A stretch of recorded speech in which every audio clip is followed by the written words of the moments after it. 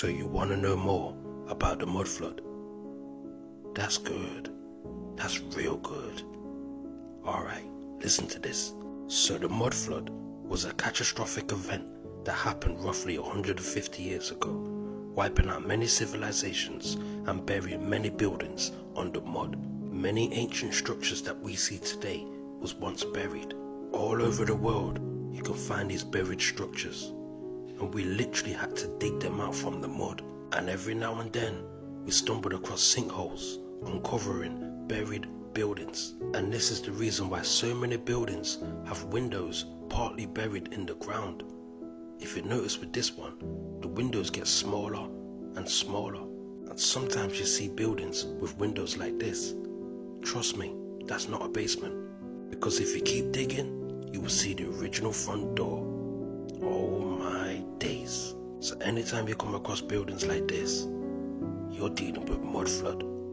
Every time we see images of ancient Rome, they look like this. But did you know, at one point, they was completely buried?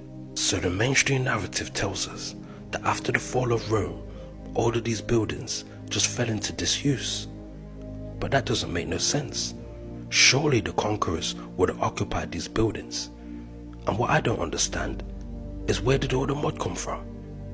Sounds like a mud flood to me. And we're also told that during this time, people only had swords, bows and arrows. Then why does it look like the buildings have been blasted or blown up? It's one thing to destroy an army, but to destroy their buildings and then bury them? That's a whole nother level of destruction. So if you don't know by now that something's wrong with history, then you're probably still plugged into the Matrix. Mud flooded buildings and the Great Reset. If you still don't know what that is, let me explain. So, sometime in the 1800s, there seemed to have been a worldwide catastrophic event that buried many structures and buildings underneath mud. There's a lot of photographic evidence that shows cities in the 1800s completely devastated. After this last reset that we call the mud flood, settlers move into these muddy abandoned cities and literally have to dig the buildings from out of the mud. This is the same reason why all over the world they keep finding these buried structures. They are literally everywhere, in every city and every town. This is what a typical mud flood building would look like today. Notice those windows peeking through the ground? If you keep digging, you will find the rest of the window. Notice the original front door. Oh my days. This has always been one of my favorites. Look where the front door is. Now look where the front door is after they've dug it up. Absolutely shocking. This is in Seattle, and they only dug this one up to build a car park when they noticed that they was driving on top of buildings. Some people say it's nothing more than a basement, and some people say it's normal to build on top of cities. But I want you just to think for a second. Imagine somebody building a city on top of your city. You would need a lot of mud to pull that off. It's definitely something you don't plan for. You want to see what it looks like inside of a mud flood building? That's good. That's real good.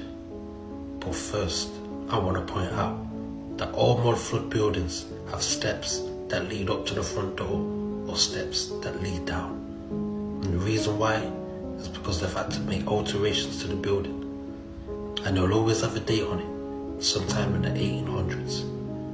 But if you notice, on the left or right hand side of the door, you have windows. And below, you have bricked out windows. And this is what it looks like on the other side. Oh my days.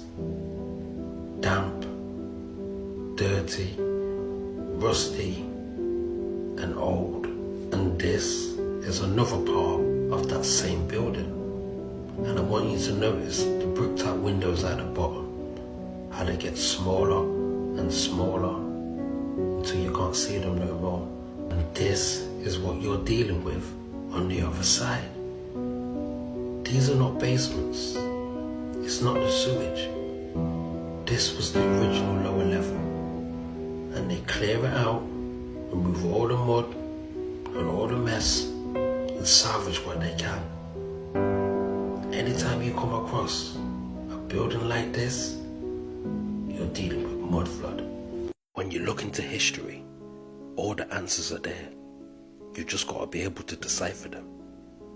So when I say I got your ass, oh, I've got your ass. People often ask me, in these mud flood buildings, why don't you ever find any bones?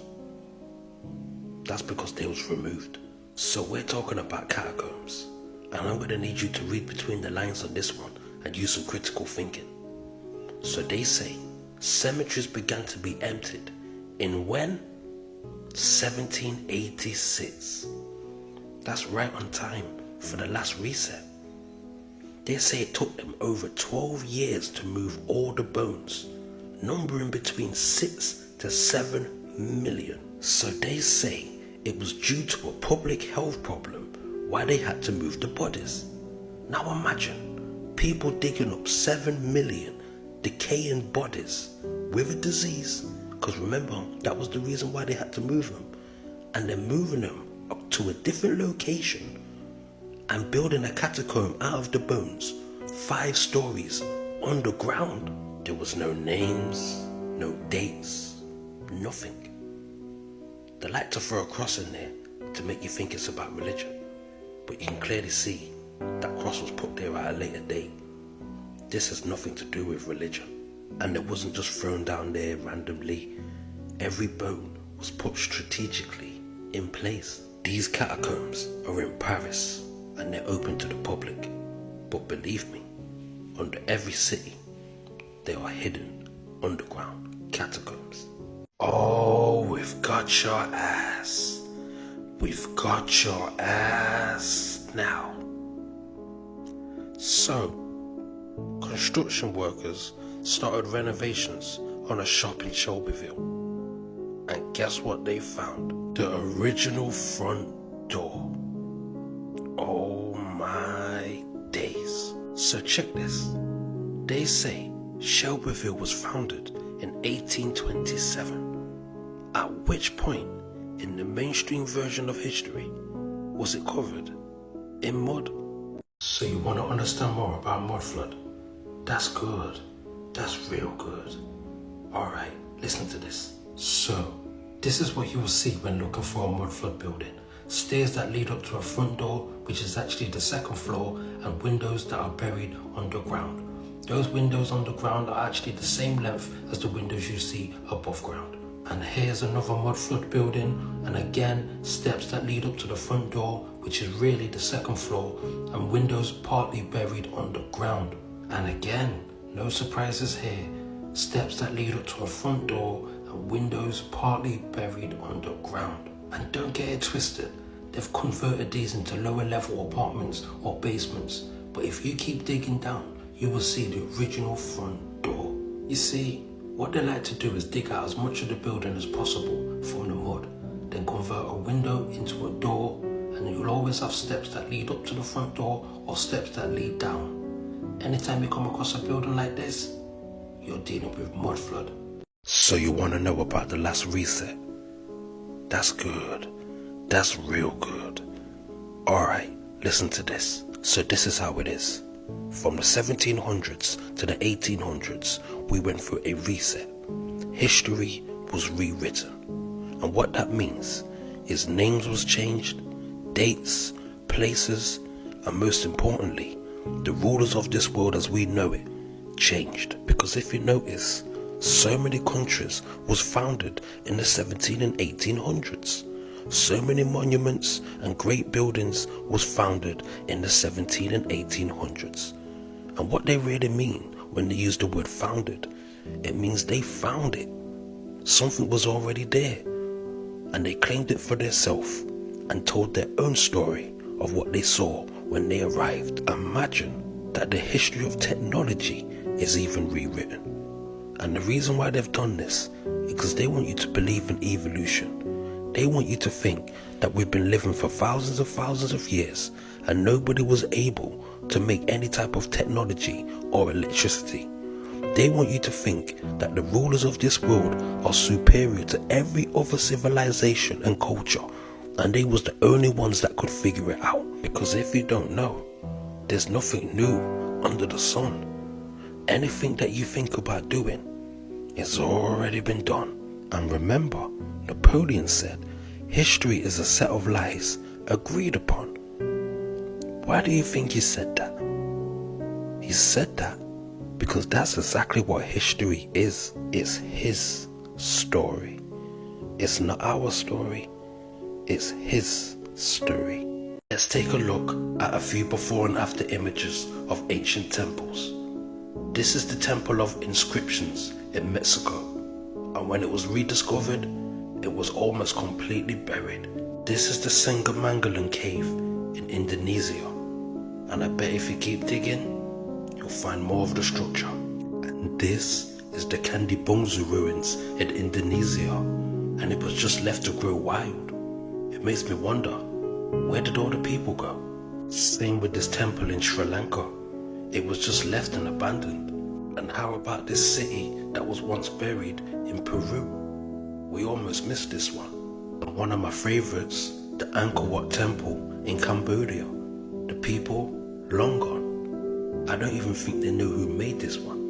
And here's another structure in Mexico. And when I look on these ruins, all I see is great resets. And this temple, I believe, is in India, and it appears that they've managed to rebuild it.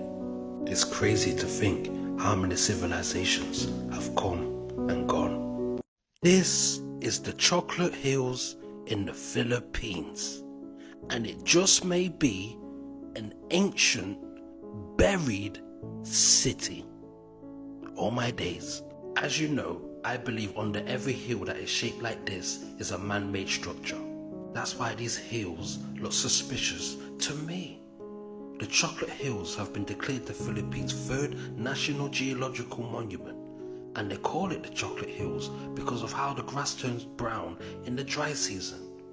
But are they hills or are they ancient temples?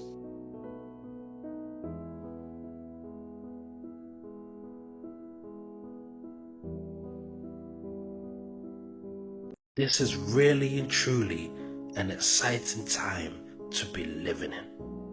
We're living in the days of revelation. What was hidden will be revealed. So they have just recently found another ancient city which was buried in mud. That's right, you guessed it. So this city was found in Turkey, and this statue is a statue of the goddess Aphrodite. And they found many other statues and many other structures. It's really crazy right now. When I say I got your ass, oh, I've got your ass. As you know, pyramids can be found all over the world. China, Mexico, Egypt, and so on. But did you know that those pyramids was once buried? I mean, fully buried. All my days. So all these mounds and mountains that they've got people walking up are actually pyramids. I mean, it brings a whole new level to hidden in plain sight. In Australia, they have a race once a year up and down a pyramid, and nobody knows.